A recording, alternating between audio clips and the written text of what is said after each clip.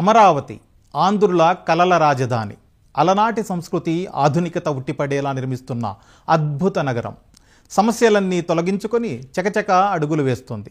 5 ఏళ్ల పాటు ముళ్ల పొదలతో నిండిన ప్రాంతం జంగిల్ క్లియరెన్స్తో చక్కగా కనిపిస్తోంది. అమరావతికి గుండెకాయ లాంటి సీడ్ క్యాపిటల్ నిర్మాణానికి సర్వం సిద్ధమైంది. ఒక్కసారి మొదలైతే ఆటంకాలు లేకుండా పనులను పరుగులు పెట్టించేలా పక్కా ప్లాన్ రెడీ అయింది.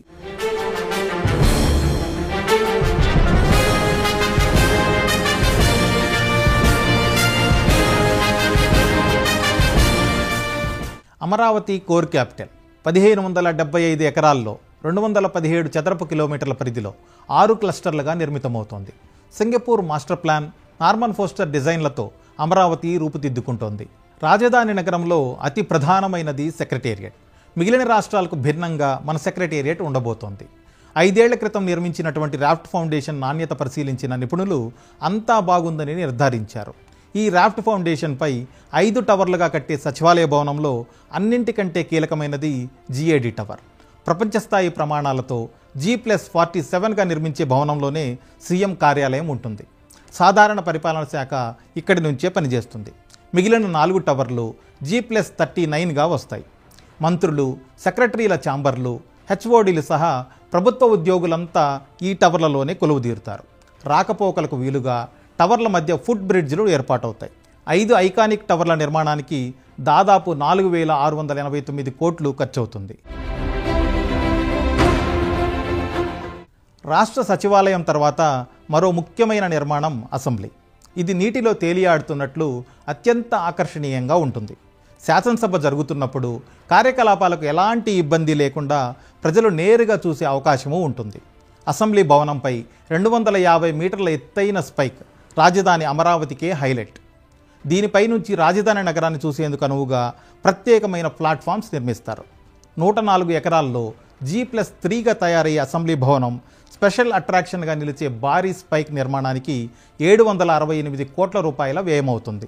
సెక్రటేరియట్, అసెంబ్లీ తర్వాత మూడో ముఖ్యమైన నిర్మాణం హైకోర్టు. 42 ఎకరాల విస్తీర్ణంలో 55 మీటర్ల ఎత్తుతో హైకోర్టు కాంప్లెక్స్ వస్తుంది. అమరావతి చరిత్ర, బౌద్ధం విశిష్టత తెలియజెప్పే అద్భుత కట్టడంగా తీర్చిదిద్దుతారు. బౌద్ధ స్తూపం డిజైన్తో G+7గా నిర్మించే కాంప్లెక్స్లో మొత్తం 37 కోర్టు హాళ్లు ఉంటాయి. ఇది పూర్తి చేయడానికి 1048 కోట్లు అవసరమని ప్రభుత్వం అంచనా వేసింది. పాలనా వ్యవహారాలు, న్యాయ వ్యవస్థతో సంబంధం ఉన్న వాళ్ళందరికీ అమరావతిలోనే నివాసాలు ఉంటాయి. జడ్జిలు, మంత్రులు, IAS, IPS అధికారులు, ప్రభుత్వ ఉద్యోగుల కోసం 2014-19 మధ్య భారీ భవంతులు కట్టారు. కొన్ని 90% పూర్తవగా మరికొన్ని భవనాలు 75-80% సిద్ధమయ్యాయి. 5 ఏళ్ల విరామం రావడంతో IIT నిపుణులు నిర్మాణ పటిష్టతను పరిశీలించారు. అంతా బాగుందని నిర్ధారణ కావడంతో గతంలో ఎక్కడ ఆపారో అక్కడి నుంచే పనులు మొదలు పెడుతున్నారు. ఈ భవనాలు త్వరలోనే అందుబాటులోకి వచ్చే అవకాశం ఉంది.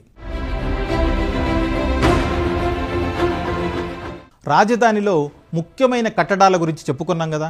ఇక అమరావతి సమగ్ర స్వరూపం ఎలా ఉంటుందో ఒక్కసారి మాట్లాడుకుందాం. అమరావతి అంటే నవనగరాల కలబోత. ఆంధ్రుల చరిత్ర, సంస్కృతి, సాంప్రదాయాల మేళవింపుగా, తెలుగువారి ఆత్మగౌరవానికి ప్రతీకగా నవనగరాలను తీర్చిదిద్దుతారు.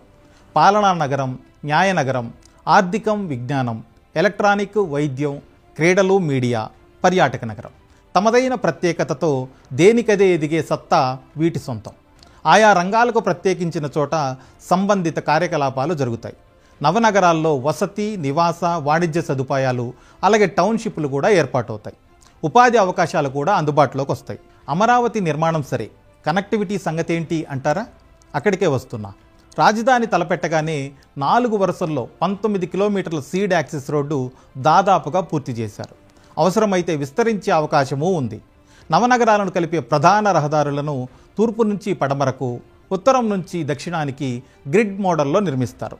ఉత్తరాన ప్రారంభమయ్యే రోడ్లకు N1 నుంచి N18 వరకు, తూర్పును మొదలయ్యే వాటికి E1 నుంచి E16 వరకు నెంబర్లు కేటాయించారు.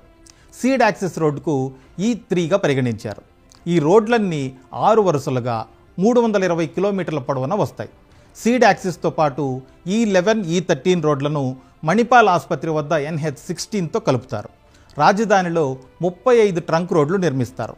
వీటికి తోడు ఆర్టీరియల్ రోడ్లు, ఎల్పిఎస్ జోన్ల వద్ద సబ్ ఆర్టీరియల్ రోడ్లు కూడా వేస్తారు. అక్కడే బీఆర్టీఎస్ కారిడార్ నిర్మాణం జరుగుతుంది. కనెక్టివిటీ అంటే నగరం లోపలే కాదు, వెలుపల అంతకు మించి ఉండాలి.